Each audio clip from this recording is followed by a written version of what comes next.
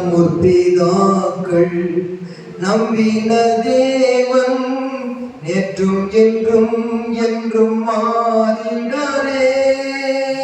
நம் முற்பிதாக்கள் நம்பின தேவன் நேற்றும் என்றும் என்றும் மாறிடாரே.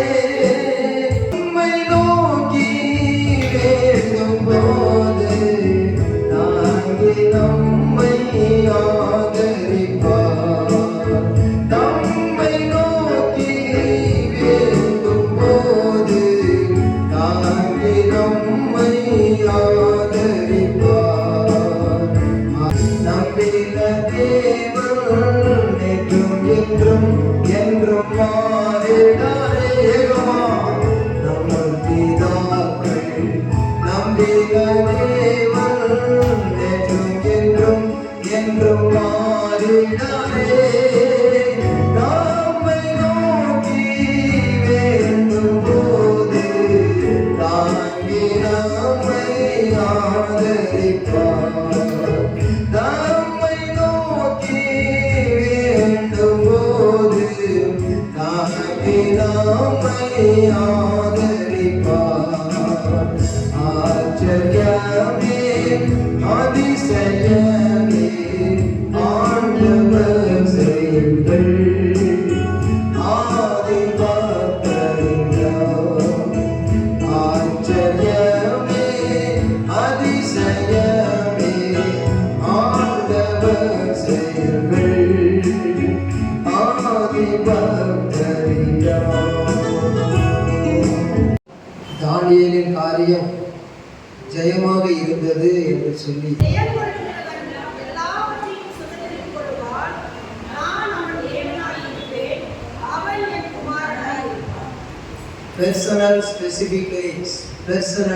specifically we can possess this promise of God.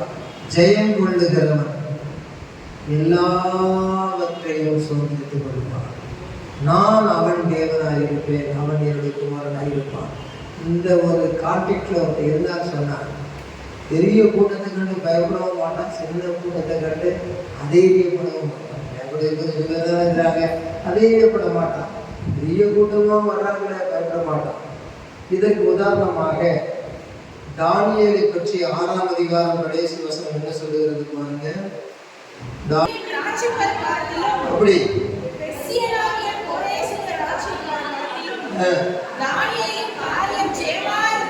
தானியேலின் காரியம் ஜெயமாய் இருந்தது. அல்லேலூயா. அதுதான் ரகசியம். இந்த தானியேல் உடைய காரியம் ஜெயமாய் இருந்ததின் ரகசியம் தானியேலுடைய ஒரு தனி ஜெப வாழ்க்கை கர்த்தருக்கு ஸ்தோத்திரம். தானியேல் 6ஆம் அதிகாரத்தில் தானியேலுக்கு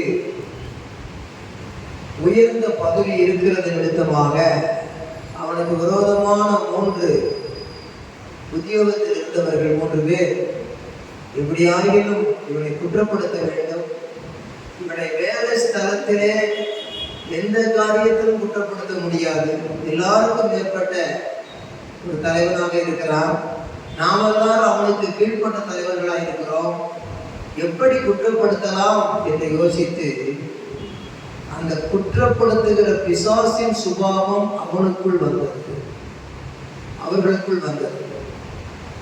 இரவும் பகலும் குற்றம் சாட்டுகிறவன் என்று சொன்னால் குற்றத்தை தேடிக்கொண்டே இருப்பவர். அதுபோல இன்றைக்கு விசுவாசிகளுக்குள்ளே புகுந்து குற்றம் சொல்ல ஆரம்பித்து விட்டாலே அவர்கள் தேவனை விட்டு விலகுவார்கள். இரண்டாவது, தன்னால் இயன்றதையெல்லாம் தேவையில்லாததை செய்வார்கள். அவர்கள் தேவனுடைய ஆசீர்வாதத்தை இழந்து போவார்கள். அதற்கு பங்காளிகளாக இருக்கிறவர்களும் இழந்து போவார்கள். அப்படிதான் தானியேலுக்கு விரோதமாய் எழும்பின ஆயுதங்கள் வாய்க்காமல் போனது. அதிலே ஒதுங்கி இருந்தவர்கள் உயர்ந்தார்கள். ஆனால் கூட சேர்ந்து அதற்கு ஆதரவாக இருந்தவர்கள் தீமையானவர்களோடு சேர்ந்து தீமை அடைந்தார்கள். நமது நாட்களில் நம்முடைய ஐக்கியம் தேவனுடைய எப்படி இருக்கிறது? நம்மோடு இருக்கிற தேவனுடைய பிள்ளைகளாகிய ஃப்ரெண்ட்ஸோடு எப்படி இருக்கிறது?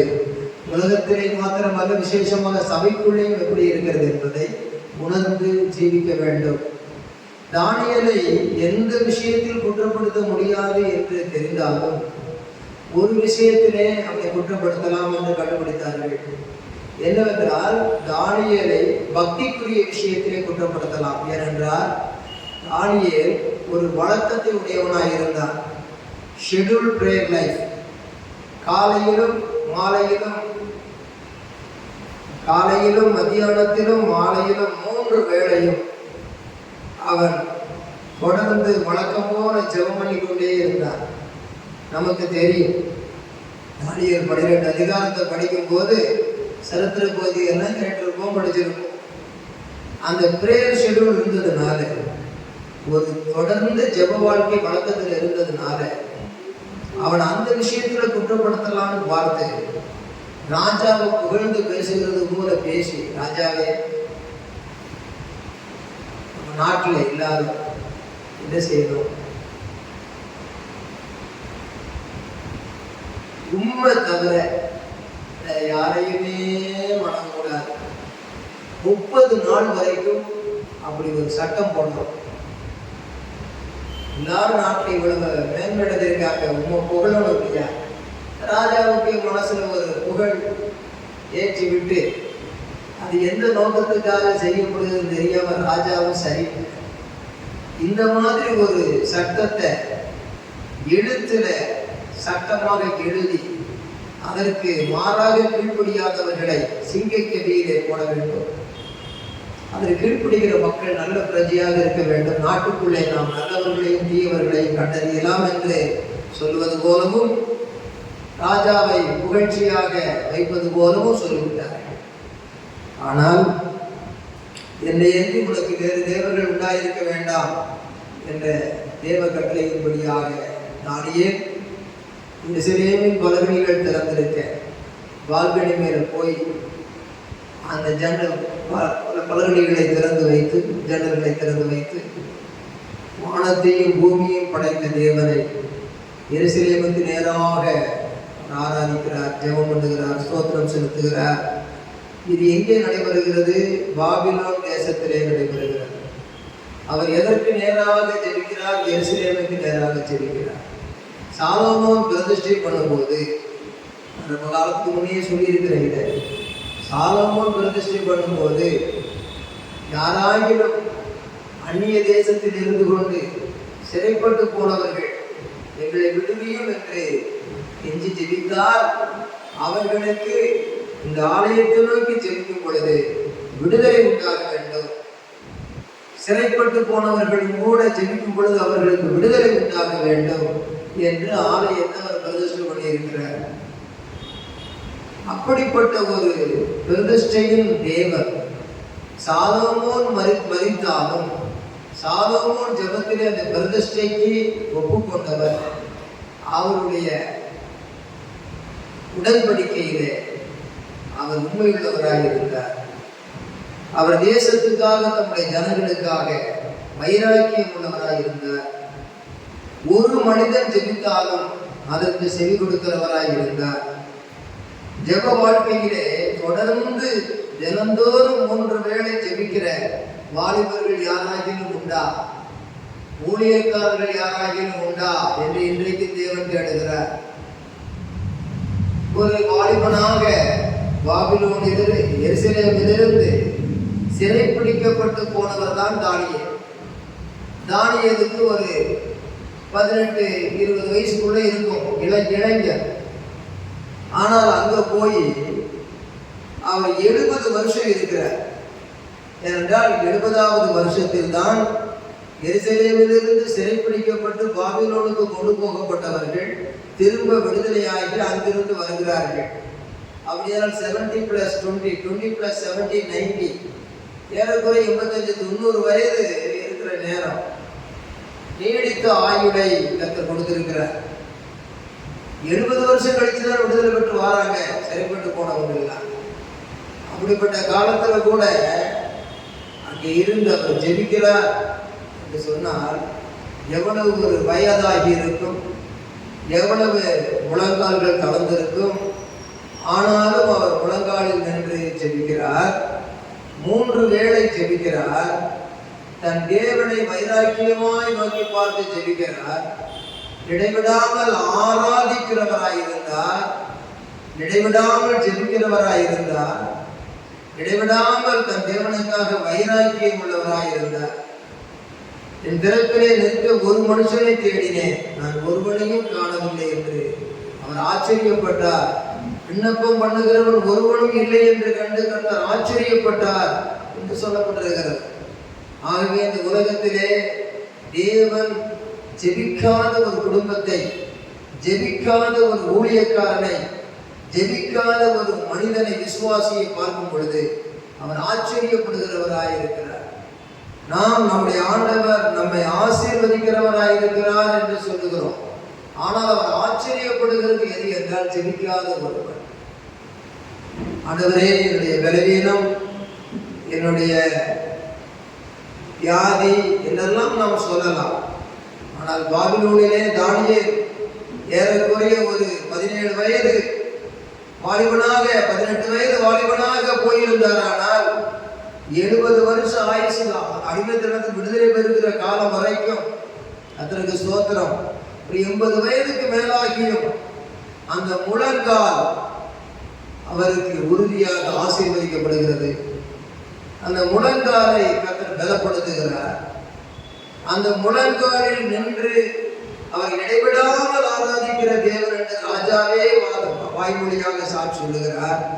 இடைவிடாமல் 3 வேளையும் ஜெபம் பண்ணி தேவனுக்கு ஸ்தோத்திரம் செலுத்தினார் என்று சொல்லியிருக்கிறது. ஆகவே personal worship, personal prayer, personal pricing, இந்த 3 வார்த்தையும் மனதிலே வாலிபர்கள் பதிக்க வேண்டும். சொல்லுங்க, பர்சனல் வொர்ஷிப். தயவுசெய்து சொல்லுங்களேன், உன் வாயை விரிவா தேர நான் நிரப்புறேங்கிற. பர்சனல் வொர்ஷிப், அடுத்தது பர்சனல் பிரேயர், அடுத்தது பர்சனல் பிரைசிங். அவன் ஜெபம் பண்ணி ஸ்தோத்திரம் செலுத்தினான் அப்படிங்கிற வசனத்தை நீங்க படியுங்க. தானியேல் 6ஆம் அதிகாரம் 10ஆம் வசனத்தை படியுங்க. சேர்ந்து வாசிப்போம். தானியேலை போல வாலிபர்கள் தானியேலோ என்றால் அந்த பத்திரத்துக்கு கையெழுத்து வைக்கப்பட்டது என்று அறிந்த போதிலும் தன் வீட்டுக்குள்ளே போய் தன் மேலறையிலே எருசலேமுக்கு நேராக வலகணிகள் திறந்திருக்க அங்கே தான் 3 வேளை முன் செய்து வந்தபடியே தினம் 3 வேளையும் தன் தேவனுக்கு முன்பாக முழங்கால் படியிட்டு ஜெபம் பண்ணி ஸ்தோத்திரம் செலுத்தினார். அல்லேலூயா சொல்லுவோமா? அல்லேலூயா. கர்த்தருக்கு ஸ்தோத்திரம் உண்டாவதாக.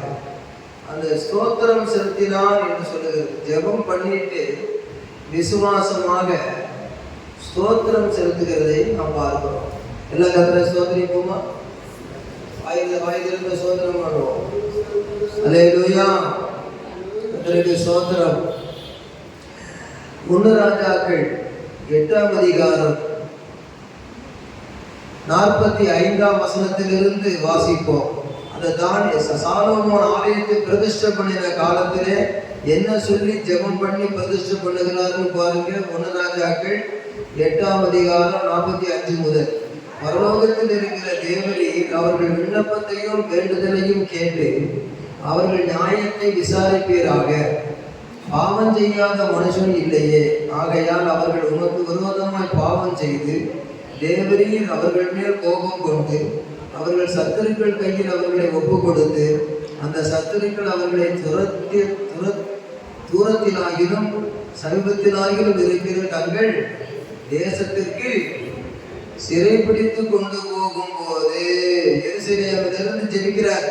எருசலேமிலிருந்து சிறைப்பிடிக்கப்பட்டு கொண்டு போகப்பட்டவர்கள் தான் தானியேல், சாத்ராக், மேஷக், ஆபேத்நேகோ. அல்லேலூயா சொல்லுவோமா? அப்படியானால் ஜெபம் பாருங்க. ஏறெடுக்கப்பட்ட ஜெபம் ஒரு பக்கம், அந்த ஜெபத்துக்கு உண்மையாயிருக்கிற தேவனுடைய பதில் மறுபக்கம். ஆகவே ஜெபம் விருதாவாய் போகாது. ஜெபிக்கிற சாலோமோன் மரித்தாலும் அதற்கு பின்னே வாழ்கிற தானியேலுடைய ஜெபம் மரிக்காது. ஜெபத்துக்கு பண்ணின வாக்குத்தத்தம் மரிக்காது. ஆகவே வாக்குத்தத்தங்களை வைத்துக் கொண்டு நாம் ஜெபிக்கிறதிலே ஒரு பலன் உண்டு.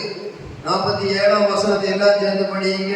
அவர்கள் சிறைப்பட்டு போயிருக்கிற தேசத்திலே தங்களில் உணர்வடைந்து மனம் திரும்பி நாங்கள் பாவம் செய்து அக்கிரமம் பண்ணி துன்மார்க்கமாய் நடந்தோம் என்று எங்கள் சிறையிருப்பான தேசத்திலே உம்மை நோக்கி வேண்டுதல் செய்து தங்களை 48 தங்களை சிறப்படுத்தி கொண்ட தங்கள் சத்துருக்களின் தேசத்திலே தங்கள் முழு இருதயத்தோடும் தங்கள் முழு ஆத்மாவோடும் உம்மிடத்திலே திரும்பி தேவரீர் தங்கள் பிதாக்களுக்கு கொடுத்த தங்கள் தேசத்திற்கு தேவரீர் தெரிந்து கொண்ட இந்த நகரத்திற்கும் உம்முடைய நாமத்திற்கு நான் கட்டின இந்த ஆலயத்திற்கு நேராக உம்மை நோக்கி விண்ணப்பம் பண்ணும்போது 49 உமது வாசஸ்தலமாகிய பரலோகத்தில் இருக்கிற தேவரீர் அவர்கள் விண்ணப்பத்தையும் வேண்டுதலையும் கேட்டு அவர்கள் நியாயத்தை விசாரித்து உமக்கு விரோதமாய் செய்த பாவத்தையும் அவர்களுடைய கட்டளையை மீறி அவர்கள் துரோகங்களையும் எல்லாம் மன்னித்து அவர்களை சிறைப்பிடித்துக் கொண்டு போகிறவர்கள் அவர்களுக்கு இறங்கத்தக்கதான இரக்கத்தை இப்படி சிறைப்பிடித்துக் கொண்டு போகிறவர்கள் அவர்களுக்கு இறங்கத்தக்கதான இரக்கத்தை அவர்களுக்கு கிடைக்க பண்ணுவீராக. 51 அவர்கள் எகிப்து என்கிற இருப்பு காலவாயின் நடுவிலிருந்து தேவரீர் புறப்பட பண்ணின உம்முடைய ஜனமும் உம்முடைய சுதந்திரமுமாய் இருக்கிறார்களே. அல்லேலூயா சொல்லுவோமா? அல்லேலூயா. 52 அவர்கள் உம்மை நோக்கி வேண்டிக் கொள்வதின்படியெல்லாம் தேவரீர் அவர்களுக்கு செய்யும்படி உம்முடைய கண்கள் உமது அடியானின் வேண்டுதலுக்கும் உமது ஜனமாகி இஸ்ரவேலின் வேண்டுதலுக்கும் திறந்திருப்பதாக. ஜெபமே ஜெயம், ஜெபமே ஜெயம், ஜெபமே ஜெயம், ஜெபமே ஜெயம், ஜெபமே உந்தன் வாழ்வானால் ஜெயமே தானதன் முடிவாகும். ஜெபமே உந்தன் வாழ்வானால் ஜெயமே தானதன் முடிவாகும். ஜெபமே ஜெயம். வேண்டுதல் செய்த ஜெபம் ஜெயம் தந்ததல்லவா. நாளைய காலத்திலும் கூட ஜெயத்தை தந்ததல்லவா. தேவன் உண்மையுள்ள தேவன் என்பதை நிரூபித்ததல்லவா. தேவன் உண்மையுள்ள தேவன் என்பதை நிரூபித்ததல்லவா. நிரூபித்ததல்லவா. நிறைவேற்றினதல்லவா. நிறைவேற்றினதல்லவா. நிரூபித்ததல்லவா. ஜெபமே ஜெயம், ஜெபமே ஜெயம், ஜெபமே ஜெயம், ஜெபமே ஜெயம், ஜெபமே உந்தன் வாழ்வானால் ஜெயமே தானதன் முடிவாகும். ஜெபமே உந்தன் வாழ்வானால் ஜெயமே தானதன் பழைய ஏற்பாடையும் புதிய ஏற்பாடையும் ஒன்றாய் இணைத்தது போல அந்த ஜெபத்தை சாலமோன் வேண்டுதல் செய்த ஜெபத்தை கேட்டவர் தானியேல் ஜெபம் பண்ணதை கேட்டார். எருசலேமில் இருந்து ஏறெடுக்கப்பட்ட எத்தனையோ 100 நூற்றாண்டுகளுக்கு முன்பதாக செய்யப்பட்ட ஜெபத்தை 11 ஆண்டுகளுக்கு முன்னே செய்யப்பட்ட ஜெபத்தை அங்கே ஆண்டவர் தானியேலின் காலத்திலே கேட்டார். பாபிலோனிலே பண்ணின பிரதிஷ்டையின் வாக்குத்தத்தத்தை ஜெபத்தை அந்த வேண்டுதல் ஜெபத்தை அந்த அந்நிய நாடாகிய பாபிலோனிலே நிறைவேற்றினார். வீடு விட்டு வீடு போனால் என்ன, நாடு விட்டு நாடு போனால் என்ன, ஆண்டவர் நம்முடைய ஜெபத்தை கேட்பதற்கு தேவரீர் வானத்தையும் பூமியையும் படைத்தவர் என்று ஒரு பெரிய விசுவாசத்தோடு ஜெபம் ஏறெடுக்கப்பட்டிருக்கிறது. அல்லேலூயா சொல்லுவோமா? Our Lord, omnipresent, omnipotent, omniscience, He can do everything for us, all things for us. ஆகவே தேவனுடைய மகனே மகளே, have your personal prayer. உங்களுடைய தனிப்பட்ட ஜெப வாழ்க்கை எப்படி இருக்கிறது? ஊழியக்காரனே, இந்த தனிப்பட்ட ஜெப வாழ்க்கை எப்படி இருக்கிறது? ஊழியக்காரியே, உங்களுடைய தனிப்பட்ட ஜெப வாழ்க்கை எப்படி இருக்கிறது? விசுவாசியான சகோதரனே, சகோதரி, குடும்ப தலைவனே, தலைவியே, ஜெபம் எப்படி இருக்கிறது? Preaching is next, prayer is first. Prayer is first, preaching is next. Pray and practice and preach. ஜெபி, நிரூபி என்பதுதான் தேவ திட்டம். கர்த்தருக்கு ஸ்தோத்திரம். அருமையான தேவனுடைய மகனே, மகளே, ஜெப வாழ்க்கை, தனிப்பட்ட ஜெப வாழ்க்கை அவசியம் என்று சொல்லும்போது எப்பேற்பட்ட சூழ்நிலையில் அந்த ஜெப வாழ்க்கை இருந்தது. இந்த வாலிபனை பார்க்கும் பொழுது, சபையில் இருக்கிற வாலிபனே, நாம் எத்தனை வாலிபர் கூட்டங்களை கலந்தால் என்ன, எத்தனை வாலிபர்கள் கொஞ்சம் பேரா இருந்தால் என்ன, ஒரு பாபிலோன் தேசத்துக்கு 4 வாலிபர்கள் போதுமானவர்களாக இருந்தார்கள். அறிவிலே சொல்லுவோமா? அல்வி அந்த 4 பேருக்கு நன்றின்னு பாடினா எல்லாம் இந்த உலகத்துல என்ன செய்து சாதிச்சிட்டாங்க. 4 பேருக்கு நன்றி. இந்த 4 பேருக்கு நன்றி பாபிலோன் தேசத்தையே அசைத்தார். யூத ஜனங்கள் 70 வருஷத்துக்கு பிறகு திரும்பவும் வந்து சேருவதற்கு, அவர்கள் உறுதியாய் அப்படி இருப்பதற்கு காரணம் என்ன? தானியேலின் புஸ்தகம் 9:1-2 எல்லாம் சேர்ந்து படிங்க. கல்தேயருடைய ராஜ்யத்தின் மேல், சிஸ்டர் கூட சேர்ந்து எல்லாரும் படிங்க. கல்தேயருடைய ராஜ்யத்தின் மேல் ராஜாவாக்கப்பட்ட மேதிய குலத்தான் ஆகிய அகாஸ்வேருவின் புத்திரனான தரியு. அகாஸ்வேரு ராஜா எஸ்தர் ராஜாத்தியுடைய கணவர். அந்த அகாஸ்வேருவின் புத்திரன் யாரு? தரியு. அந்த தரியு ராஜ்யம் பாலம் பண்ணுகிற 1ஆம் வருஷத்திலே தானியேலாகிய நான் எருசலேமின் பால்கடிப்புகள் நிறைவேறி தீர 70 வருஷம் செல்லும் என்று கர்த்தர் எரேமியா தீர்க்கதரிசியோடைய சொல்லிய வருஷங்களின் தொகையை புஸ்தகங்களால் அறிந்து கொண்டேன். அப்ப என்னன்னா, பைபிள் இவர் வாசிக்கிறேன்னா தெரிஞ்சிருக்காரு. இன்றைக்கு குடும்ப தலைவராக இருக்கிறேன்னா பைபிள் வாசிக்கிறோமா? ஊழியக்காரனாகிய நான் பைபிள் வாசிக்கிறேனா? ஊழியக்காரியே, விசுவாசிகளான சகோதரிகளே, பைபிள் வாசிக்கிறோமா? எல்லாத்துக்கும் நேரம் இருக்குது. இதுக்கு நேரம் இல்லையே. இந்த பைபிள் வாசிக்கிறது என் ஆசீர்வாதத்துக்காக வாசிக்கிறது மாத்திரம் இல்லையே, என் குடும்பத்துக்காக மாத்திரம் ஒரு ஆசீர்வாதம் பெற்றுக்கொள்ள வாசிக்கிறது என்பது அல்லவே, என்னுடைய எதிர்காலத்துக்காக வாசிக்கிறது மாத்திரம் அல்லவே, ஒரு பெரிய ஒரு சரித்திர புருஷனாக இந்த சிறு வயதிலேயே அவர் வேதம் வாசிக்கிறவராக இருந்தார். ஆகவே தானியேலின் காரியம் ஜெயமா இருந்ததற்கு காரணம், தானியேல் புஸ்தகங்களால் அறிந்து கொண்டேன் என்று சொல்லுகிறார். தானியேல் 9:2 வசனத்தில் ஒரு எரேமியா தீர்க்கதரிசி, எருசலேமிலே பால்கடிப்புகள் உண்டாகும், எல்லாம் அடிச்சு மிதிச்சு சிறப்பிடிச்சு கொண்டு போவாங்க. அப்படி கொண்டு போன பிறகு அந்த வருஷங்கள் 70 வருஷம் அப்படின்னு சொல்லி அவர் தெரிஞ்சுக்கிட்டாரு. கர்த்தருக்கு ஸ்தோத்திரம்.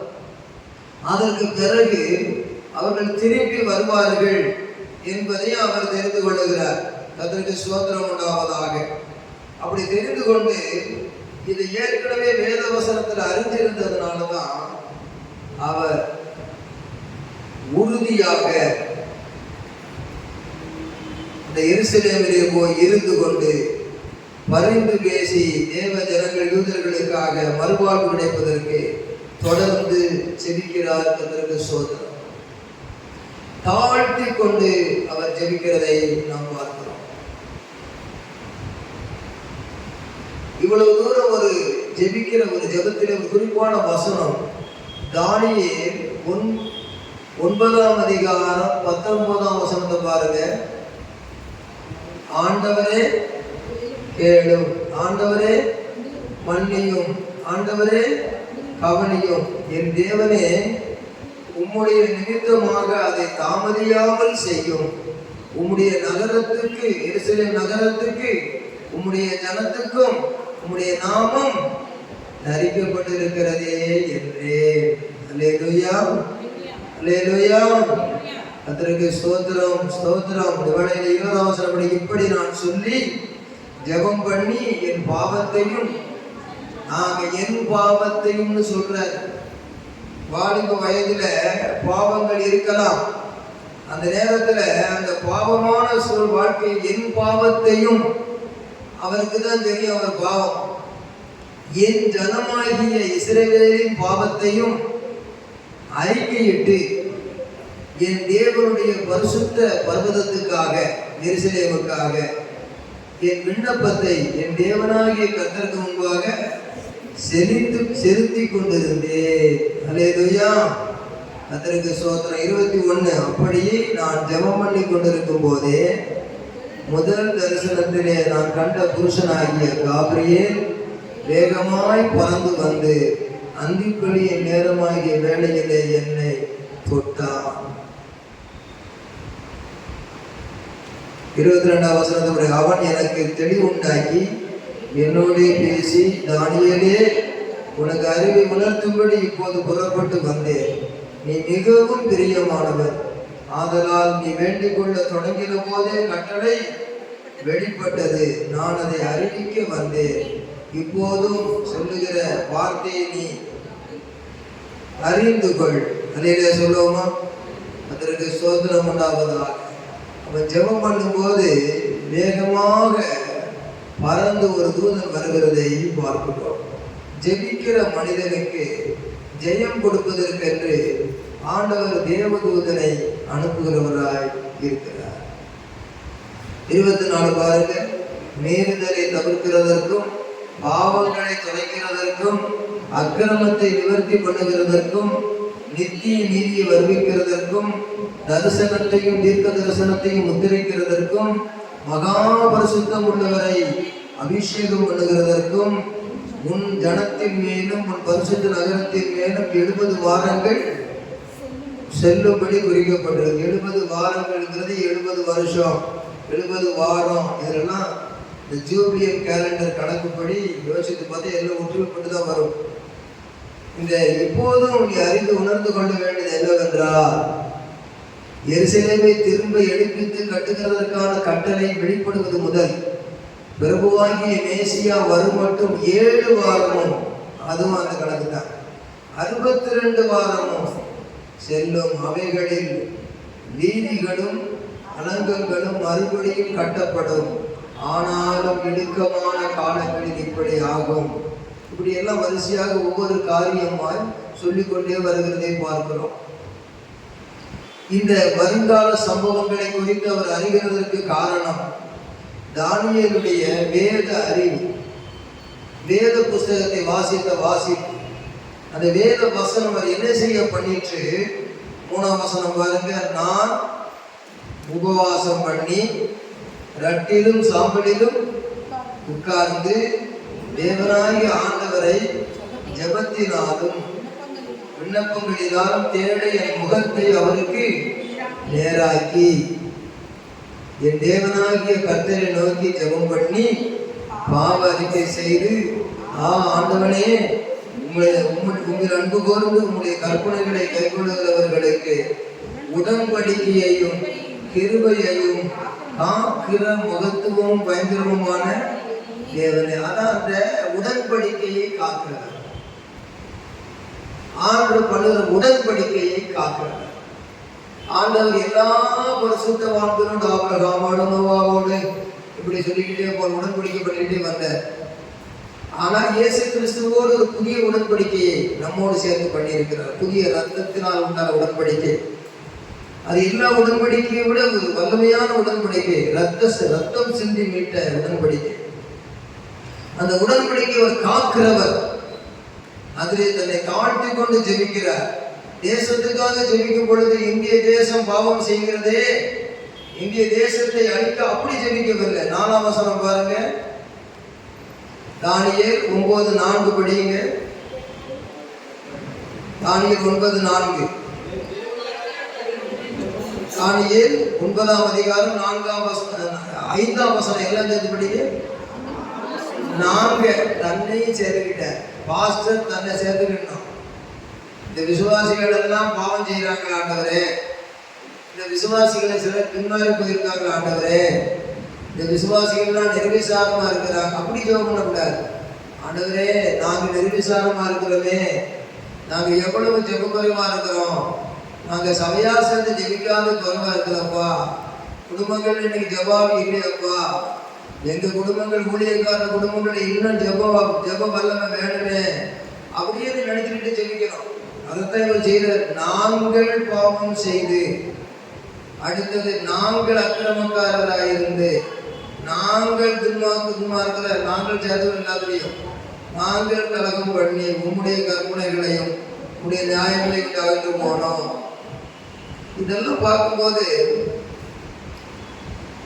ஒரு பஸ்ஸுக்குள்ள போயாச்சுன்னா நாங்கள் நல்லவனு கெட்டவனு இருப்பான், ஏரோப்ளைன்ல கூட நல்லவனு கெட்டவனு இருப்பான், நாங்கள் எல்லாரும் அப்படின்னு சொல்லணும் வழி இல்லையே.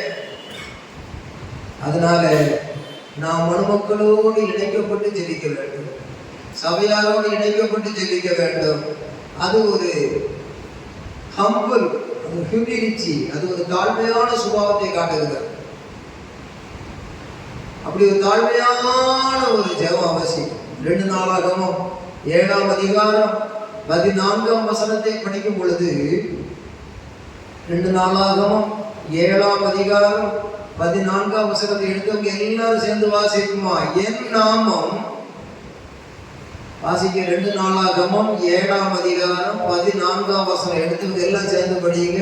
என் நாமம் கற்பிக்கப்பட்ட என் ஜனங்கள் தங்களை தாழ்த்தி, எடுத்த உடனேயே தாழ்த்தி, நிறைய சொல்லுவோமா? இயேசுவிடத்தில் 2 பேர் ஜெபம் பண்ண போனார்கள். நான் வாரம் ஒழுங்கா மற்ற பரிகாரர் கொள்ளைக்காரர் மாதிரி இல்லை, வாரம் ஒரு விசை உபவாசிக்கிறேன், என் வருமானத்தில் தசமமாக கொடுக்குறேன், அந்த பரிகாரர் அக்கிரம கொலைகாரர் மாதிரி இல்லை, இதெல்லாம் தன்னுடைய நீதியை சொல்லி ஜெபிக்கிறான். ஆனால் அவன் நீதிமான் ஆக்கப்படலைன்னு சொல்லி இயேசு சொல்லுகிறார். ஆனால் ஆண்டவரே, பாவியாகிய பெண் கிருபையாயிரும் என்று ஆலயத்துக்கு தூரமாக நின்று கொண்டு மார்பலை அடித்து தாழ்மையோடு ஜெபிக்கிறார். அந்த சுயநீதி உடையவன் அல்ல, தன்னை தாழ்த்தி அறிக்கையிட்டு பாவி என்று ஒப்புக்கொண்டவன் நீதிமான் ஆக்கப்பட்டு போனான். அப்படியானால் பாவம் இருந்தாலும் அவன் ஜெபிக்கிற ஜெபம் கேட்கப்பட்டது. தானியேல் என் பாவத்தையும் என் ஜனத்தின் பாவத்தையும் என்று சொல்லுகிறார், நாங்கள் பாவம் செய்தோம் என்று சொல்லுகிறார். இதெல்லாம் பார்க்கும் பொழுது இந்திய குடிமகன் என்றால் எல்லாரும் அந்த பெயருக்குடையவர்கள். ஆகவே பாவிகளை ரட்சிக்க இயேசு கிறிஸ்து உலகத்தில் வந்தார் என்றால், பரலோகம் போகிற வரைக்கும் இந்த பாவி மக்கள் கூட்டத்திலே இருந்து ஒரு பரிசுத்தவனாய் இருந்தாலும், ஆண்டவரே எங்கள் பாவங்களை எல்லாம் மன்னியும் என்று ஒரு தேசத்துக்காக ஜெபிக்க, ஒரு தனிப்பட்ட விதத்திலே தன்னை ஒதுக்காமல் ஒரு சபையிலே இருந்தபடி ஜெபிக்க, ஒரு குடும்பத்துக்காக ஜெபிக்க ஒரு தாழ்மையான ஒரு உணர்வுள்ள இருதயம் வேண்டியதாக இருக்கிறது. அப்படிப்பட்ட ஒரு ஜெபத்தை அவர் ஏறெடுக்கிறது தான்.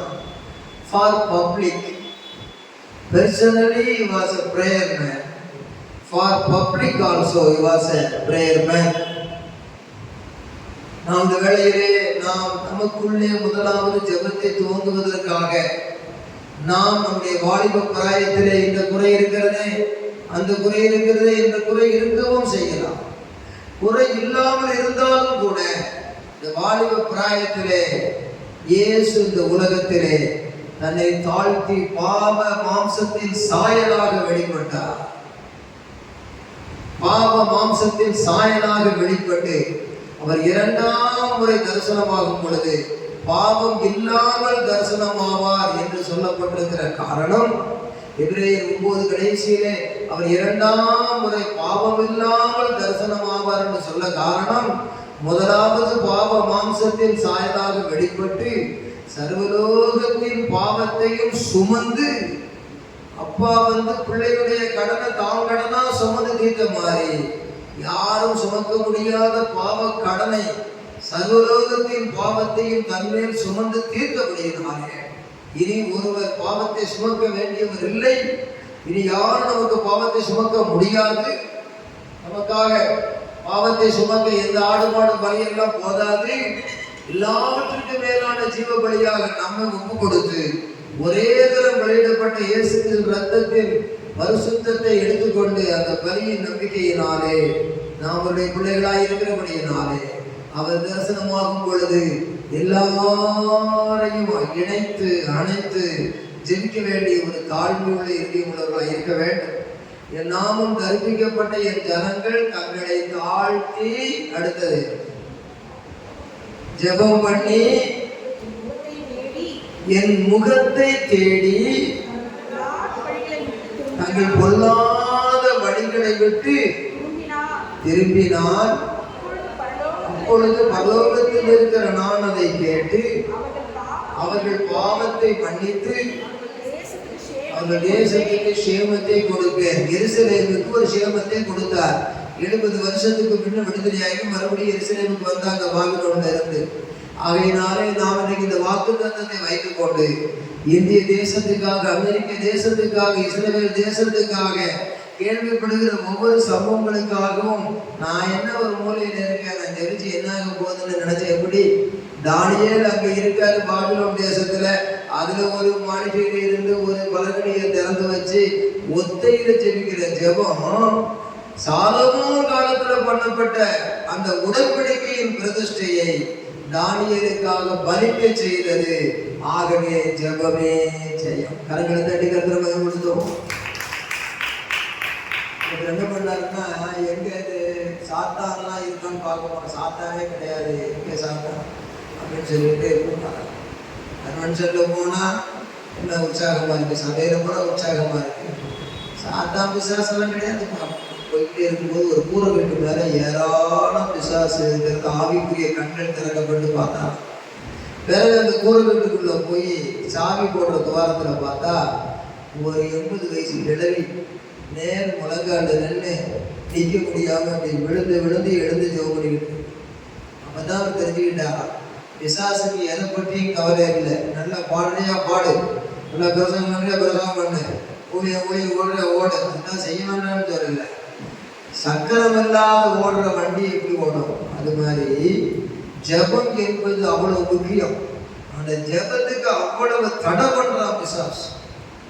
ஒரு தானியேலுடைய ஜெபம், ஒரு வேதவசன அறிவுள்ள ஜெபம், ஒரு உபவாச ஜெபம், ஒரு மன்றாட்டு ஜெபம், கூடி ஜெபிக்கிற பெரிய கூட்டத்தின் ஜெபம் அல்ல, தனித்த ஒரு ஜெபம் அவனுக்கு வல்லமை உள்ளதா இருந்தது என்றால் அந்த தானியேலுக்கு அந்த ஜெபத்துக்குரிய வேத அறிவு வாசித்ததினால் வந்தது. அந்த பாரம் வந்தபோது அவரை உபவாசிக்க செய்தது. அந்த உபவாசிக்க செய்த ஜெபம் அது சாலமோன் காலத்திலே பண்ணப்பட்ட உடன்படிக்கையை காத்தது. அந்த தானியேல் மூலமாக தேவன் தம்முடைய வல்லமையுள்ள நாமத்தை, வானத்தையும் பூமியையும் படைத்த தேவரீருடைய நாமத்தை அது விளங்க பண்ணிற்று. அவர் நாமம் தரிப்பிக்கப்பட்ட ஜனங்கள் ஒருவராய் இருந்தாலும் தேவன் ஜெபத்திற்கு ஜெயம் கொடுக்கிறவர். ஆகவே தானியேலின் காரியம் ஜெயமாய் இருந்தது. அந்த ஜெபமும் அந்த உபவாசமும் அந்த வேத அறிவும் நமக்கு போதுமானதாக இருக்கிறது. Personally was a prayer man. For public also was a prayer man. எங்களுடைய வாழ்க்கையிலே இந்த அனுபவத்துக்குள்ளாய் வருவதற்கு தானியேல் காலம் என்று நினைக்கக்கூடாது, சாலமோன் காலம் என்று நினைக்கவில்லை. எரேமியாவுடைய வேதவசன தீர்க்க தரிசனம் என்னமோ சொன்னார்னு நினைக்கிறேன். சாலமோன நிறுத்துற, எரேமியாவை நிறுத்துற, ஒரு ராஜாவினுடைய ஜெபத்தை நிறுத்துறார், ஒரு தீர்க்கதரிசியினுடைய ஜெபத்தை அங்க வைக்கிறார், வாக்குத்தத்தை வைக்கிறார், ஜெபத்தை வைக்கிறார். அந்த இடத்திலே எல்லாம் இணைகிறது. ஆகவே ஆண்டவராக இயேசு கிறிஸ்து சொல்லி போன வாக்குத்தத்தங்கள் எல்லாவற்றையும் நினைக்கும் பொழுது இவைகளுக்கெல்லாம் தப்பி மனுஷகுமாரனுக்கு முன்பாக நிற்க பாத்திரவான்களாய் எண்ணப்படுவதற்கு எப்பொழுதும் ஜெபம் பண்ணி விழித்திருக்கிறேன் என்று சொல்லும்போது அந்த ஜெபத்தை நாம் ஏறெடுப்பதிலே ஒவ்வொருவரும் ஜெப வீரர்களாக, ஜெப வீராங்கனைகளாக தனித்து மாறினால் குடும்பமாக அந்த ஜெபம் மாறும். குடும்பமாக மாறினால் சபையாக மாறும். அந்த ஜெபம் ஒரு சுருக்கமான 4 பேரை கொண்டு ஒரு நாட்டையே, பாபிலோன் நாட்டையே அது அசைத்ததென்றார். இன்றைக்கு நாம் கொஞ்சம் பேர் என்று சாக்கு போக்கு சொல்லாமல், கூட்டம் வருகிறது ஏராளம் என்று அதிலே நாட்டம் வைக்காமல், கர்த்தர் மேல் ஒரு ஒப்பு கொடுத்தலோடு உள்ள பாவரிக்கையோடு உள்ள தேட்டம் இருந்தால் உடைய வாழ்க்கையின் ஓட்டம் ஜெயமாய் முடியும். அல்லேலூயா சொல்லுவோமா? அல்லேலூயா. ஜெபம் ஜெயம், ஜெபம் ஜெயம், ஜெபம் ஜெயமே. ஜெபித்திட ஜெபித்திட ஜெயம் வருமே. ஜெபம் ஜெயம், ஜெபம் ஜெயம், ஜெபம் ஜெயமே. ஜெபித்திட ஜெபித்திட ஜெயம் வருமே. ஜெபமே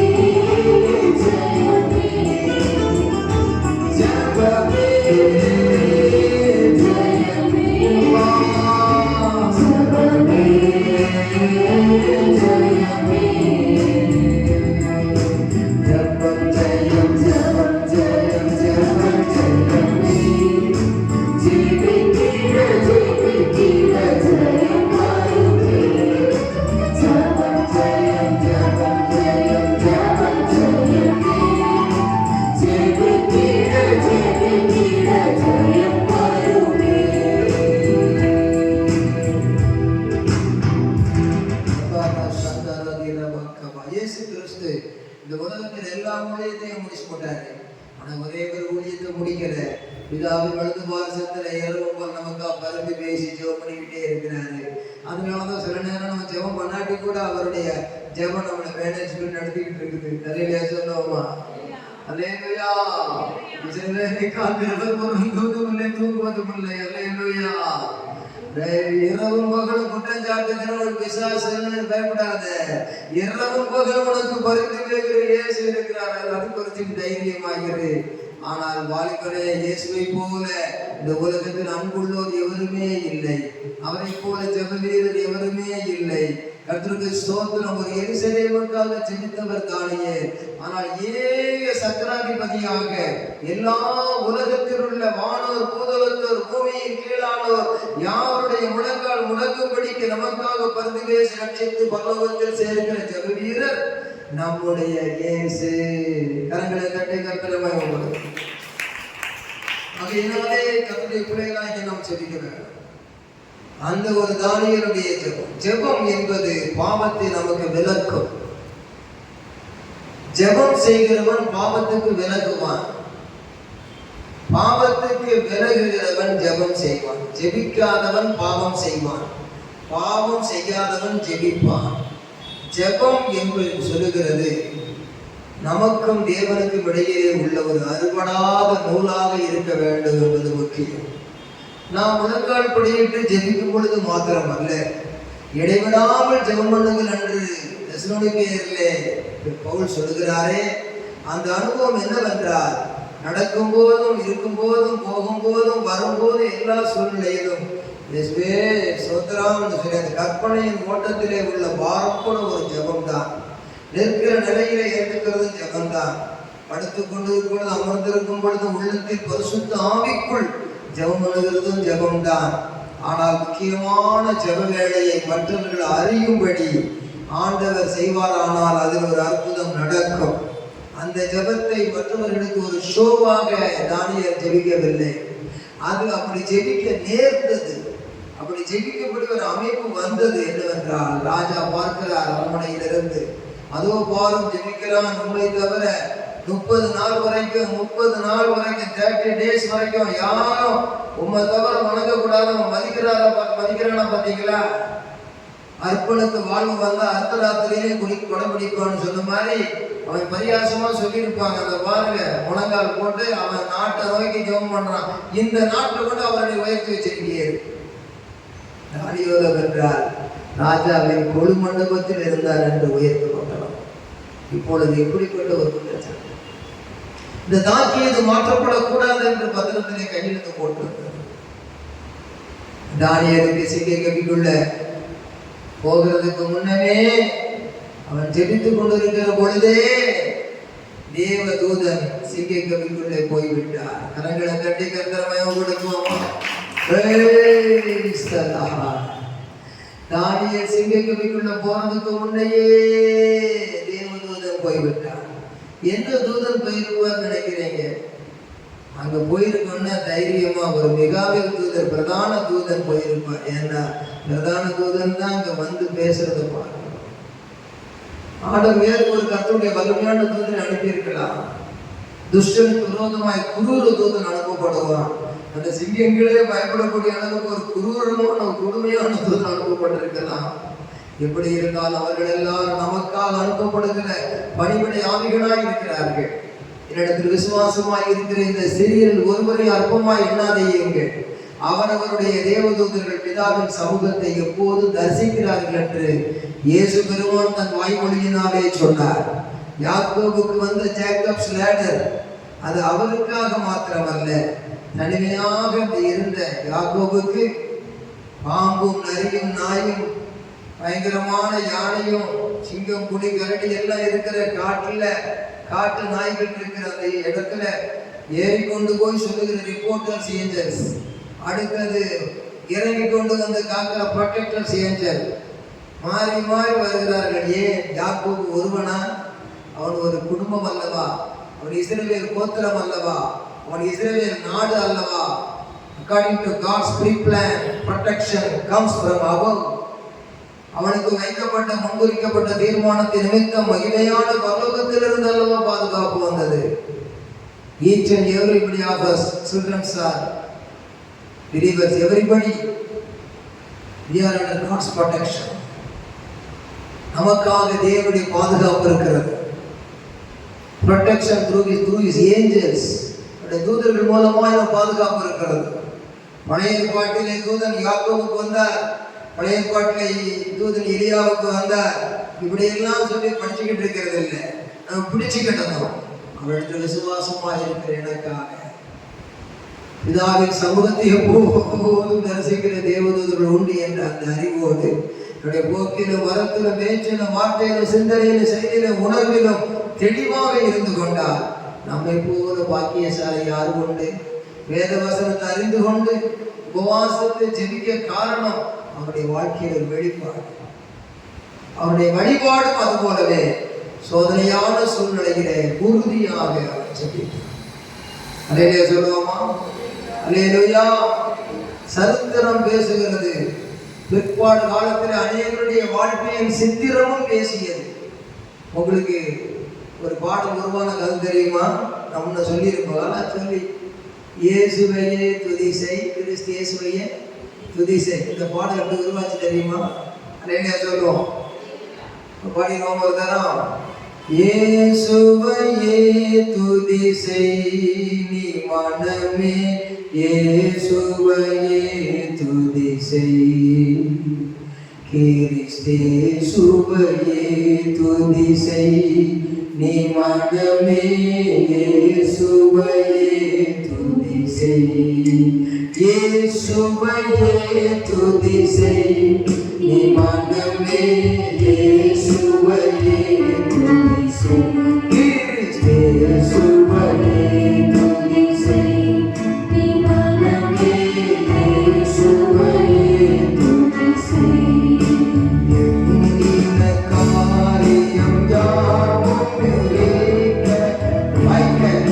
காரியம் யாவும் முடிக்க, வாழ்ந்திடும் நீடும் வாழ்ந்து சுகிக்க, வாழ்ந்திடும் நீடும் வாழ்ந்து சுகிக்க, இயேசுவையே துதி செய் நீ மனமே, இயேசுவையே துதி செய், இயேசுவையே துதி செய் நீ மனமே, இயேசுவையே துதி செய்.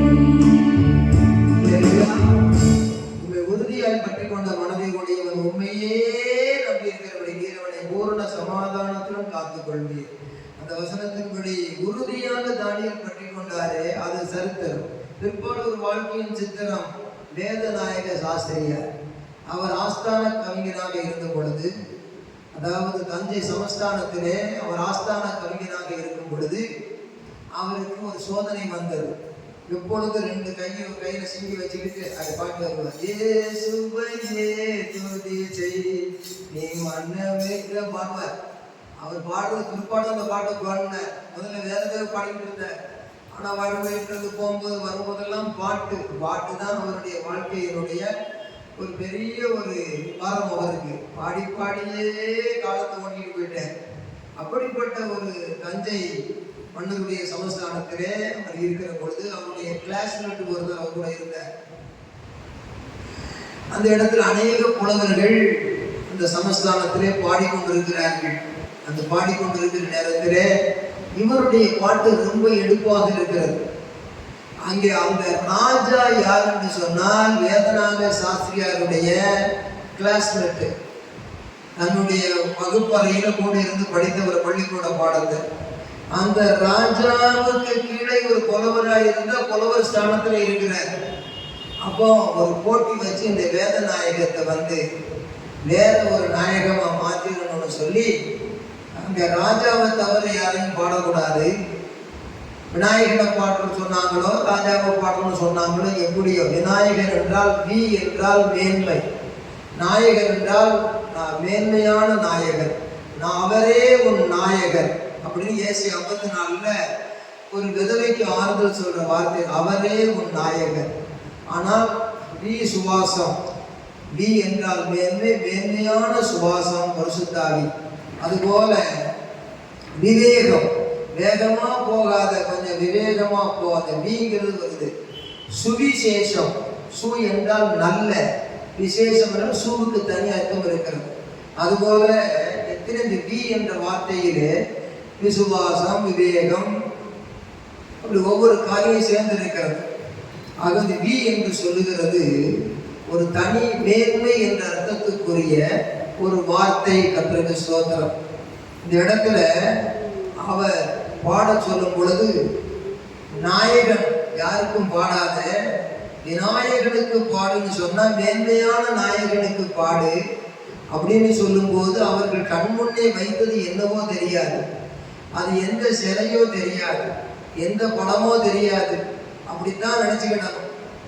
இதைத்தான் நீ என்ன நமஸ்காரம் பண்ணணும், வேற எதையும் பண்ணக்கூடாதுன்னு சொல்லி ஒவ்வொருத்தருக்கும் அதே தலைப்புல பாட சொல்லியிருக்கு.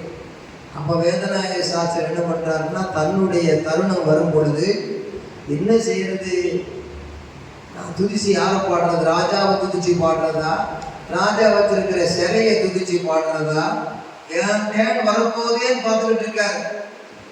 இவர் அந்த புலமை ஸ்தானத்துல இருந்து இவர் அழகா பாடுறாரு, இவரை ஒதுக்கி விட்டுட்டு நம்ம நல்ல பேர் வாங்கி இந்த ஆஸ்தான கவிஞர் ஆகிடலான்னு பொறாமப்பட்டு சில புலவர்கள் செய்தார்கள். அந்த இடத்திலே தன் சந்தர்ப்பம் வரும் பொழுது திடீரென்று ஒரு பாட்டு வந்தது, வானத்திலே இடி விழுந்த மாதிரி. அந்த பாட்டு தான், இயேசுவையே துதி செய் நீ மனமே, இயேசுவையே துதி செய் பாட்ட. இந்த பாட்டை பாடின உடனே எல்லாரும் விருட்டு பார்க்குறாங்க. வேதநாயக மாட்டிக்கிட்டாரு, வேதநாயகத்தை என்ன செய்ய போறாங்க, ராஜரூபம் புலமை ஸ்தானத்தில் புலவர் ஆஸ்தான புலவர்னு சொல்றார், சமஸ்தான புலவர்ங்கிறது போகுது, இந்த பதவி போகுது, ராஜாவுக்கு கோபம் வரப்போகுதுன்னு பார்த்துக்கிட்டு இருந்தார். ராஜா வந்த, சபாஷ் சபாஷ், நீ எவ்வளவு ஒரு விசுவாசமா இருக்கிற, நீ என்னையதான் பாடணும்னு நான் இருக்கேன், நான் சொன்னதுதான் பாடணும்னு சொன்னா கூட இவ்வளவு ஒரு வைராக்கியம் அவன் கடவுள் மேல இருக்கு அப்படின்னு சொல்லி பாராட்டி அவருக்கு ஒரு பரிசு ஒன்றை வரவழைச்சு அந்த பரிசு அவர் கையில கொடுத்தார். அதிலே சொல்லுவோம், அது வேதாகமம் என்ற பரிசு என்று நான் கேள்விப்பட்டேன். அந்த வேதம் ராஜ வேதமா மாறி போச்சு ஐயா. பிரஜை வேதமாக இன்றைக்கு அநேக வேதத்தை எழுதுவாட்டாலும் ராஜ வேதமாக மாறி போய்விட்டது. ஆகவே ராஜ வேதத்துக்கு முன்னே ராஜநாகம் என்ற பிசாசு தரையில் குத்தியமாட வேண்டும். ஆகவே தேவனுடைய வைராக்கியம் அந்த வேதநாயக சாஸ்திரத்தில் காணப்பட்டது. அவருடைய பரம்பரை இன்றைக்கும் ஊழியம் செய்கிறது. கர்த்தர் உண்மை உத்தமத்தை பார்க்கிறார். கர்த்தர் தமக்காக வைராக்கியம் பாராட்டுகிறவர்கள் பார்க்கிறார்.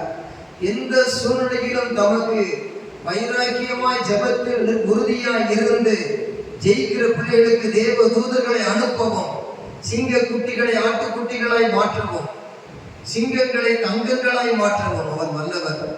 ஆகவே ஆண்டவரே, இந்த உலகத்தில் ஆவியின் கனிகள் 9 இருக்கிறது. அதற்கு மேலான ஒரு கனி உண்டானால் நீர்தான் எனக்கு தர வேண்டும், ஜெபக்கனி. ஆண்டவரே, ஆவியின் வரம் 9 இருக்கிறது. அதற்கு மேலாக ஒரு வரம் இருந்தால் தர வேண்டும் எனக்கு ஒரு ஜெப வரம் என்று சொல்லி நல்ல ஜெபக்கனிகளாக, நல்ல ஜெப வரங்களாக நாம் காணப்படுவோமானால் அவரோடு கூட மற்ற எல்லாவற்றையும் அவர் அருள்வார். ஜெயம் கொள்ளுகிறவன் எல்லாவற்றையும் சுதந்திரித்துக் கொள்ளுவான். அந்த ஜெபமே ஜெயமாக இருக்கிறது. கர்த்தருக்கு ஸ்தோத்திரம் உண்டாவதாக. இந்த மாதிரி ஒரு ஜெபத்தை செய்த பொழுது பாபிலோன் தேசத்திலே நேபுகாத்நேச்சார் ஆட்சிக்கு பிறகு மேதிய பெர்சிய ஆட்சி வந்தது. அதுக்கு பிறகுதான் கோரேசுடைய சரித்திரம் எல்லாம் தொடர்கிறதை பார்க்கிறோம். அந்த நாட்களிலே கோரேஸ் அரசாண்ட அந்த வசனத்தை படியுங்க. தானியேல் 6ஆம் அதிகாரம் 28ஆம் வசனத்துல, தரியவின் ராஜ்யபார காலத்திலே, பெர்சியனாகிய கோரேசுடைய ராஜ்யபார காலத்திலே தானியேலின் காரியம் ஜெயமாயிருந்தது. கோரேசுடைய காலம் வரைக்கும் ஜெயமாக இருக்கிறது. இன்றைக்கு தானியேலை போல நம்முடைய வாழ்க்கையிலே தனித்து ஜெபிக்கவும், எப்பேற்பட்ட சூழ்நிலையில் ஜெபிக்கவும், அந்த ஜெபத்திலே நாம் வளர வேண்டியது அவசியமாக இருக்கிறது. இல்லையா சொல்லுவோமா? அல்லேலூயா. அதற்கு சோதரம். நீ மிகவும் பிரியமானவன் என்ற வார்த்தை, அதை ரொம்ப சிந்திக்க வேண்டிய ஒரு வார்த்தை. தானியேல் 9ஆம் அதிகாரத்திலே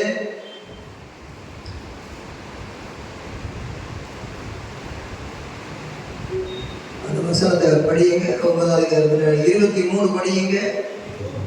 தேவதூதன் சொல்லுகிறான் பாருங்க, நீ மிகவும் பிரியமானவன், ஆதலால் நீ வேண்டிக் கொள்ள தொடங்கின போது கட்டளை வெளிப்பட்டது, நான் அதை அறிவிக்க வந்தேன். அப்ப என்ன, தேசத்துக்காக ஜெபிக்கும் பொழுது ஒரு மனுஷன் மேல கர்த்தருடைய கண்கள் படுகிறது. Personal prayer of Daniel.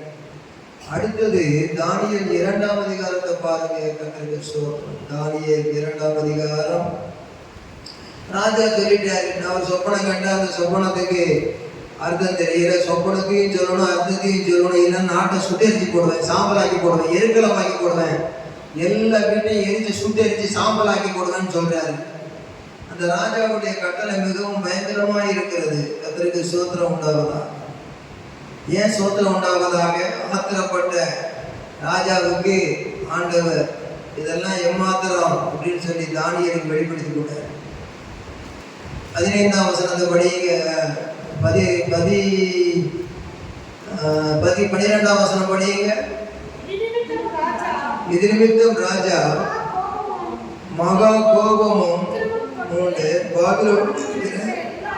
எல்லா ஞானிகளையும் கொலை செய்யும்படி கட்டளையிட்டான். ஞானிகளை கொலை செய்ய வேண்டும் என்கிற கட்டளை வெளிப்பட்ட போது தானியேலும் தோழரையும், அந்த 4 பேர் வந்திருக்காம உள்ள ஞானி, ஜோசியன், கல்தியன், மந்திரவாதி, சூனியக்காரன், ஒருத்தனும் சொல்ல முடியல. அந்த 4 பேர் அவனையும் சேர்த்து கொலை பண்ணடா அப்படின்ட்டான். இந்த மாதிரி சோதனை எல்லாம் வருகிறது. தன் நாட்டுக்காரனை கொலை செய்யறது, அந்நிய நாட்டுக்காரனை கொலை செய்யறது லேஸ் தானே. நாடு விட்டு நாடு போயிட்டா அந்த நாட்டில் உள்ளவங்களை விட அந்நிய நாட்டுக்காரனை தீர்த்து கட்டுறது ரொம்ப லேசு. பெரும்பான்மைக்கு மத்தியில் சிறுபான்மை. அப்படித்தான் அன்றைக்கு உலகமும் இருக்குது. உலகத்துல தேவ பிள்ளைகள் இருக்கிறான். இந்த இடத்துல 15ஆம் வசனத்தை 14ஆம் வசனத்திலிருந்து படிக்க 14.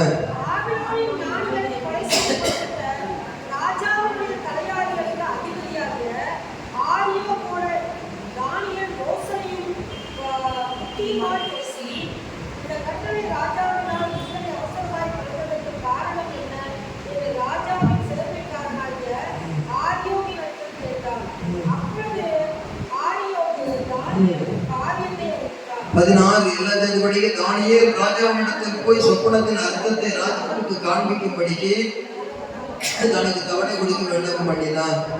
பின்பு தானியேல், இதான் முக்கியம், தம்பி தம்பி தம்பி, நாம் பிறந்த காஞ்சியில நேத்துன்னு சொல்லி பாட்டு கேட்கறது பிரயோஜனமே கிடையாது. சரித்திரம் போச்சு, செத்த சரித்திரம். இது ஜீவனுள்ள சரித்திரம். படிக்க 17 எல்லாம் தம்பி படி, வாலிபல் படி, கண்ணிகை படி, எல்லாம் படி. பின்பு தானியேல் வீட்டுக்கு போய் தானும் தன் தோழரும் மற்ற ஞானிகளோடு அழியாதபடிக்கு இந்த மறைபொருளை குறித்து பரலோகத்தை தேவனை நோக்கி இரக்கம் கேட்கிறதற்காக அனனியா, மீஷாவேல், அசனியால் தன்னுடைய தோழருக்கு இந்த காரியத்தை அறிவித்தான். 19. பின்பு நாட்காலத்திலே தரிசனத்திலே தானியேலுக்கு மறைபொருள் வெளிப்படுத்தப்பட்டது. அப்பொழுது தானியேல் பரலோகத்தின் தேவனை ஸ்தோத்தரித்தான். அல்லேலூயா சொல்லுவோமா?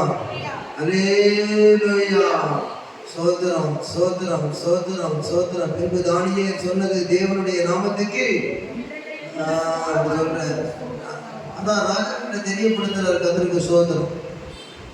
ராஜா என்ன சொல்றாரு? 27ஆம் வசனம். தானியேல் ராஜசமூகத்தில் பிரதித்திரமாக ராஜா கேட்கிற மறைபொருளை ராஜாவுக்கு தெரிவிக்க ஞானிகளாலும் ஜோசியராலும் சாஸ்திரிகளாலும் குறி சொல்லுகிறவர்களாலும் கூடாது. 28 மறைபொருள்களை வெளிப்படுத்துகிற பரலோகத்தில் இருக்கிற தேவன் கடைசி நாட்கள் சம்பவிப்பது ராஜாவாகிய நேபுகாத்நேச்சாருக்கு தெரிவித்திருக்கிறார்.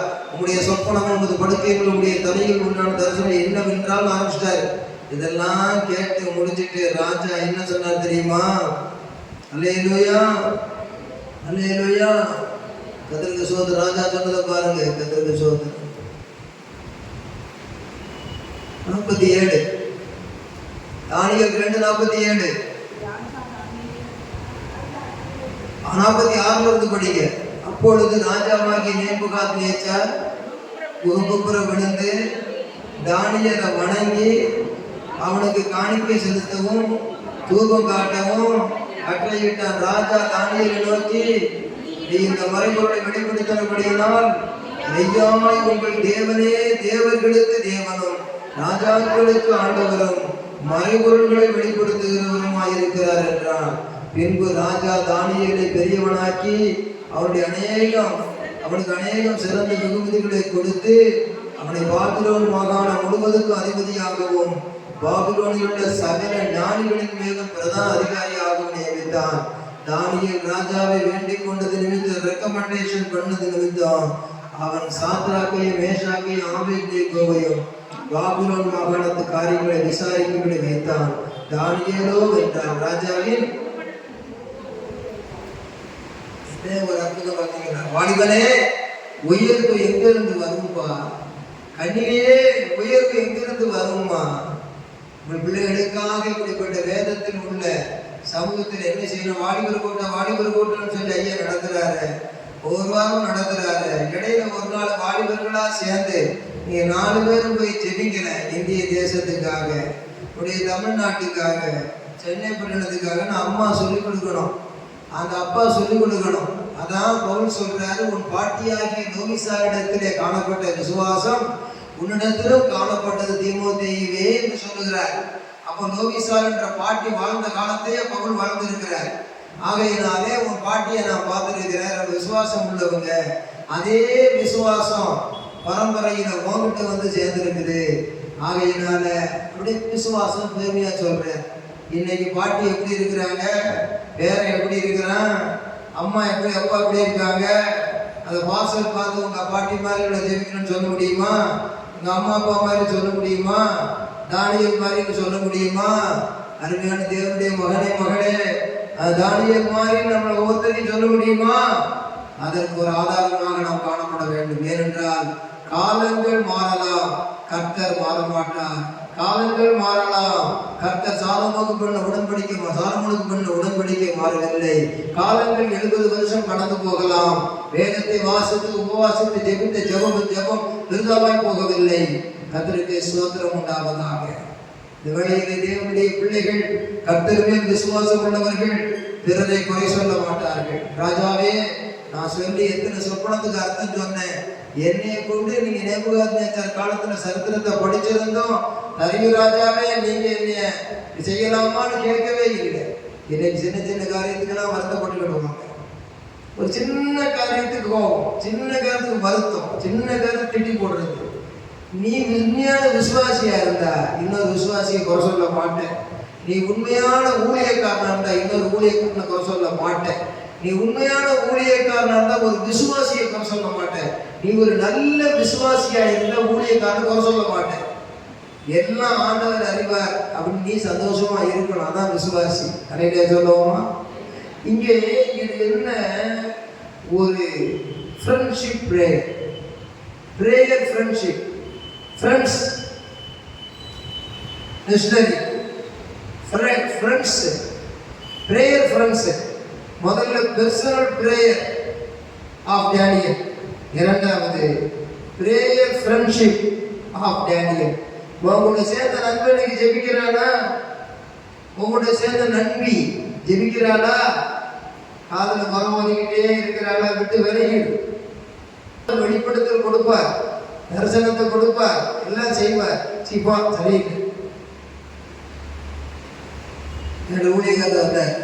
அந்த ஊழியக்காரருக்கு தெரியுமா அவங்களுக்கு அவர் அப்படி இல்லை. நான் சொன்னேன், அவர் ஒருவேளை மாறி பல்லவும் போயிடுவாரு, நீங்க இந்த குறை பேசின குறைய விட்டு பல்லவு போக மாட்டீங்க, நம்ம இடத்துக்கே ஜெபம் பண்ணுவோம், நீங்க சொன்னது ஒரே ஒரு குறைஞ்ச நான் ஜெபிக்கிறேன் அப்படின்ட்டு அதோடு என்கிட்ட வரவே மாட்டேன்.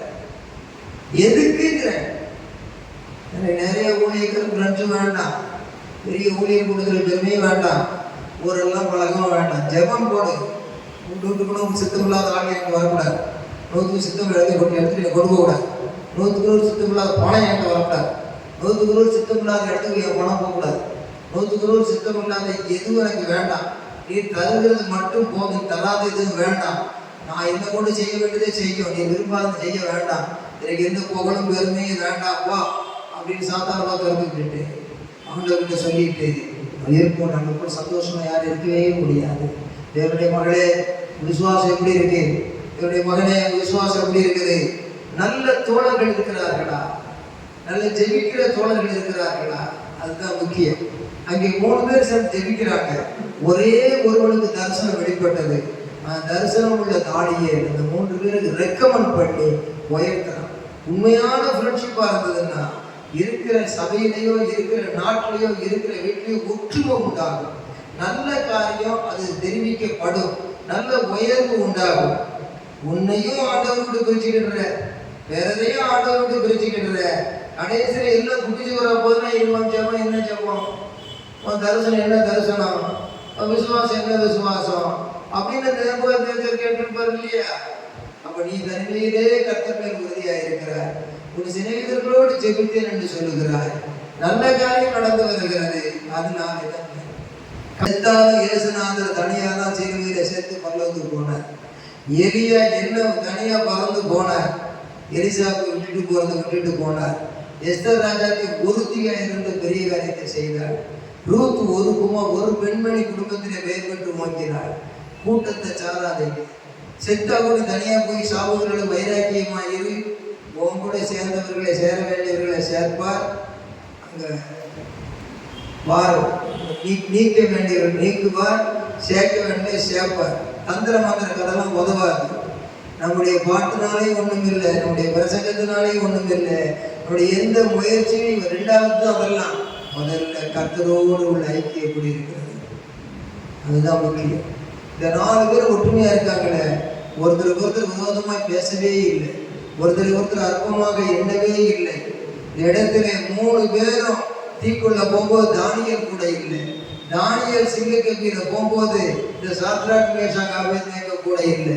ராஜா பிரிச்சு வச்சுட்டார். அப்படி போல சபையில எத்தனை பிரிவுகள் வந்தாலும் தானியல் ஒருவன் என்று அவர் கைவிடவில்லை, சாத்ராக் மேஷாக் மூவர் என்று அவர் கைவிடவில்லை. வித்தியாசப்படுத்தி பிரித்து வைத்து கஷ்டப்படுத்தினாலும் அந்த உண்மையை உரித்து வைப்பதற்கு தேவன் அங்கே இருந்தார். அகாத காரியங்களை சிந்திக்க கூடாது. அருமையான சகோதரியே, பிறர் அற்பமா எண்ணவே கூடாது. வயதாக ஆவிக்குரிய வளர்ச்சி வேணும். அருமையான சகோதரனே, பிறர் அற்பமா பேசக்கூடாது. வயதாக வளர்ச்சி வேணும். ஊழியக்காரர் பேசக்கூடாது, ஊழியக்காரர் விசுவாசியை பேசக்கூடாது. தேவ பயம் வேண்டும். அப்படி இருந்தாதான் பரலோகம் போக முடியும். அவங்க குடும்பம், அவங்க தொழில், அவங்க வேலை, கத்திர ஜெபம் அதை நடத்தான் விட்டுறணும். அதுபோல அந்த மூலிய வாங்கி அந்த மூலியங்க விட்டுறணும். தேவையில்லாத தலையை நுழைச்சிக்கிட்டு வீணான கெட்ட பேர் வாங்கக்கூடாது. ஊழிய கத்தருடைய சித்தத்தோடு விலகக்கூடாது. தானியலை போல இருந்தால், தானியலுடைய சிநேகிதர்களை போல இருந்தால் நல்வாழ்வு கிடைக்கும். கர்த்தருடைய நாமத்துக்கு மகிமை உண்டாவதாக. நான் உண்மை உள்ளவர்களாக இருக்க வேண்டும். ஜாலியா பேசலாம், பிறராக்குமா என்னக்கூடாது, இப்ப என்னக்கூடாது. அந்த ஒரு ஆகார் தன்னுடைய நாச்சியாரை பார்த்து, என்ன நீங்க கிழங்கி ஆகிக்கிட்டே இருக்கு, உனக்கு ஒரு பிள்ளை கூட இல்லை, எனக்கு பாரு பிள்ளை உண்டாக்கி அற்புமா நினைச்சான். அவன் வயிற்றுல பிறந்த பிள்ளை இஸ்மவேல். அவனும் என்ன செய்தான், பாட்டி பால் கொடுக்கான ஆபிரகாமுடைய மனைவி சாராளை பற்றி பரியாசம் பண்ணான். தாய்க்கு இருந்த அதே சுபம் பிள்ளைக்கு வந்தது. சிலர் நம்பிட்டு சிரிப்பு, அதெல்லாம் தப்பு. தப்பு என்றது முன்ன பின்ன தெரியாததை பேசி தன்னை கெடுத்துக்கிட்டது. எப்படி பண்ணி ஜபாவி வரும், எப்படி ஜபாவி வரும்?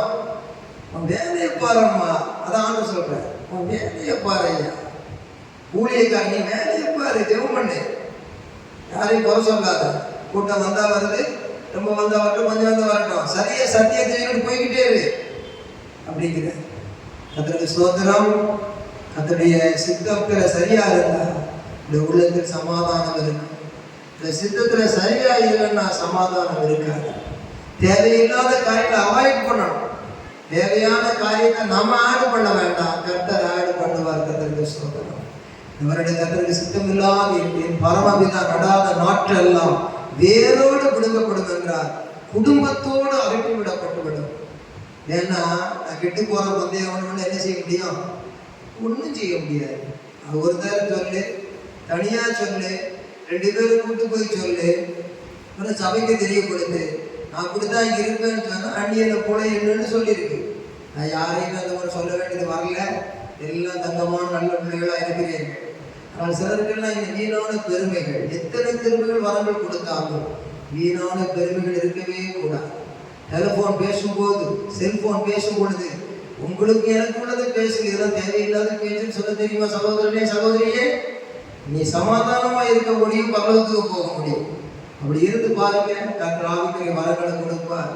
உங்க பிள்ளைகளுடைய வாழ்க்கையில பிரகாசத்தை காண்பீங்க. நம்ம எதை விதைக்கிறோமோ அதை அறுப்போம். மனுஷன் எதை விதைக்கிறானோ அதை அறுப்பான். ஆகவே நம்முடைய சிந்தனையிலே, நம்முடைய பேச்சிலே, நம்முடைய பார்வையிலே சரியா இருக்க வேண்டும். நேருக்கு நேராய் கர்த்தரிடத்திலே ஜெபித்து பேசுகிறது போல யாரிடத்துல குறைவோ நிறைவோ நேருக்கு நேரம் பேசுகிறது, நேருக்கு நேரம் சரி பண்ணிடணும். அது பாசலா இருந்தாலும் விசுவாசியா இருந்தாலும் சரி. நான் ஒருபோதும் உள்ள ஒண்ணு வச்சிருக்க கூடாது. கடல் ஒன்னே உள்ள வைக்காது. அவ்வளவு பெருங்கடல் எல்லாம் கரையில் கக்கிவிடும். கடல் சுத்தமாக இருக்கிறது. அலை மேல் அலையில் அடித்தாலும் அது உள்ளே உள்ளது வெளியே கொண்டு போட்டுவிடும். அதுபோல உள்ளம் திறந்த உள்ளமாயிருக்க வேண்டும். கோடி பைத்தியக்காரின்னு சொன்னாலும் சரி, பைத்தியக்காரன்னு சொன்னாலும் சரி, கழிக்க தெரியாதவன் சொன்னாலும் சரி, பின்னால் அவன் தான் விழுந்து கிடப்பான். நீ விடவே மாட்டேன்.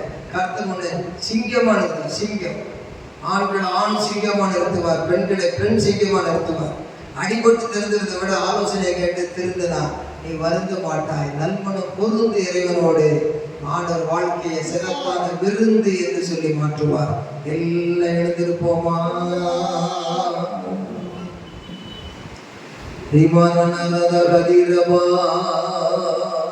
நம் முற்பிதாக்கள் நம்பின தேவன் நேற்றும் என்றும் என்றும் மாறிடாரே.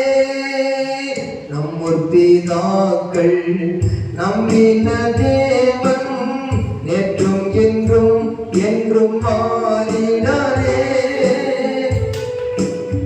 தம்மை நோக்கி வேண்டும் போது தாங்கி நம்மை ஆதரிப்பார். தம்மை நோக்கி வேண்டும் போது தாங்கி நம்மை ஆதரிப்பார். ஆச்சரியமே அதிசயமே. சமகாலங்களை காணிக்கைகளை கர்த்தர் ஆசீர்வதிப்பார்.